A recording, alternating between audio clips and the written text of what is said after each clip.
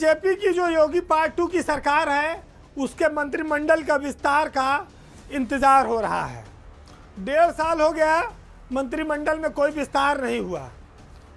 BJP के भीतर भी बहुत सारे लोग हैं, क्योंकि 8 पद खाली है मंत्रिमंडल में, तो वो चाह रहे हैं कि वो मंत्री बने। लेकिन इन दिनों जो मिनिस्टर इन वेटिंग हैं गठबंधन दल के साथी, उनको लेकर काफ़ी चर्चा है। यानी कि वो ऐसे व्यक्ति हैं जो पहले घोषित कर चुके हैं कि वो मंत्री बनेंगे और उनकी शपथ कभी भी हो सकती है। लेकिन कुछ सामाजिक समीकरण ऐसा बना, कुछ समय ऐसा बदला कि ना तो वेटिंग ख़त्म हुई और ना शपथ की कोई तारीख आई और इंतज़ार बढ़ता जा रहा है। बात यह है कि जब भाजपा में ओम प्रकाश राजभर की एंट्री हुई एनडीए में, तब ये कहा गया कि ओम प्रकाश राजभर और घोसी से जो समाजवादी पार्टी से इस्तीफा देकर आए दारा सिंह चौहान, इनको दोनों को मंत्री बनाया जाएगा। लेकिन उसी बीच घोसी चुनाव आ गया, चौहान साहब चुनाव हार गए।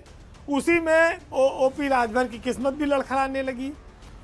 फिर भी यह उम्मीद थी कि चलो चुनाव हारे कोई बात नहीं, लेकिन लोकसभा चुनाव सामने है, सर पे है, भाजपा देर सवेर मंत्री तो बना ही देगी।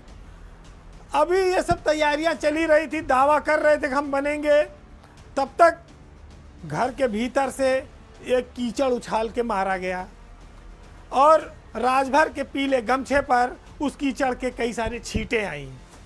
मामला राजभर समाज के ही मंत्रियों के बीच आपस के टकराहट के रूप में देखा जा सकता है। राजभर समाज में कोई ओम प्रकाश राजभर जो हैं वो एक छत्र वोटों के दावेदार अपने समाज के अब नहीं रह गए। अनिल राजभर जो उत्तर प्रदेश सरकार में कैबिनेट मंत्री हैं, उन्होंने ये बात खुलेआम कह दी, मंच से कह दी कि दलाल से सावधान। अब दलाल कौन है, किसके लिए है, ये बड़ी बात अपने आप में एक बड़ी समस्या बन गई। अब ये भी स्थिति तब है जब ओम प्रकाश राजभर के कुनबे में कहा जा रहा है कि हम एक नहीं 2 विभाग के मंत्री बनेंगे, और ऐसे में भाजपा का ही एक मंत्री ये कहा है कि साहब राजभर समाज को भाजपा से जुड़ने के लिए किसी दलाल की ज़रूरत नहीं है।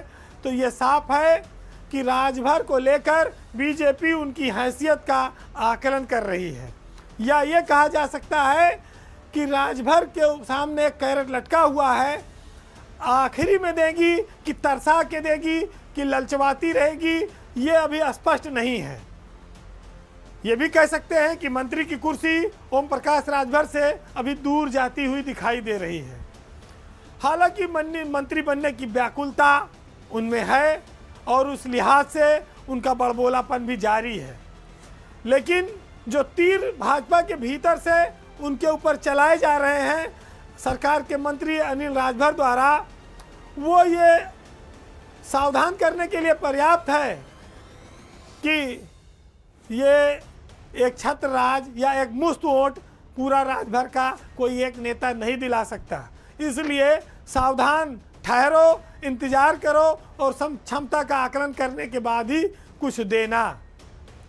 वैसे अनिल राजभर के बयान पर भाजपा के किसी बड़े नेता ने ना तो उन्हें रोका, ना टोका, ना किसी ने उसकी काट की।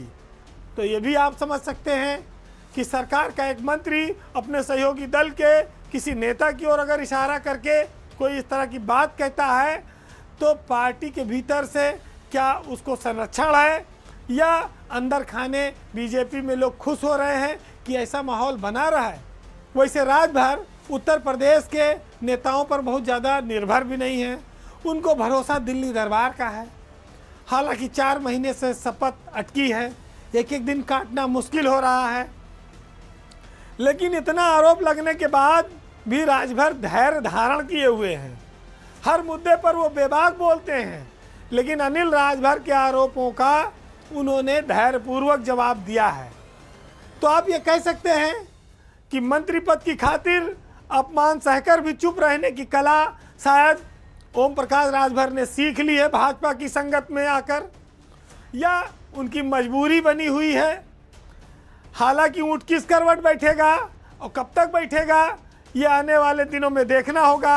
अभी तो लोकसभा चुनाव है, लेकिन मंत्रिमंडल विस्तार की ना तो कोई चर्चा है, ना तो कोई डेट है।